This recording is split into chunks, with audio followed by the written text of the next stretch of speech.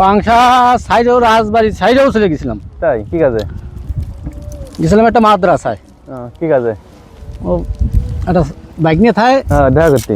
বাড়ির কাছে। তারপরে ঘটনা কি? মানে হাফেজের লাইন হ্যাঁ পাগড়ি মাথায় দিলেও দাওয়াত দিছিল। দাওয়াত দিছিল। তারপরে বললো যে মামু আসো। আমি কি আরো বাইক নিয়ে কই না গেলে তো আর হচ্ছে না। না না কি বাড়ির কাছে ওই দিক কেমন গাছ কাটে? ওই তো করে আমার এরম দিয়া এরকম ঠেলে ঠেলে কাটা গাছ এরকম গুজিয়ে থেকে গেছে, জায়গা হয়ে গেছে না?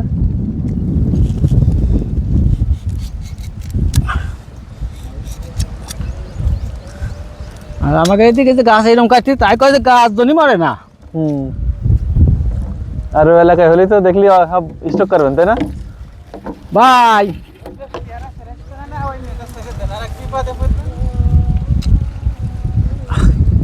বিপদ বিলে কোনো কথা আছে নাই না নাকি?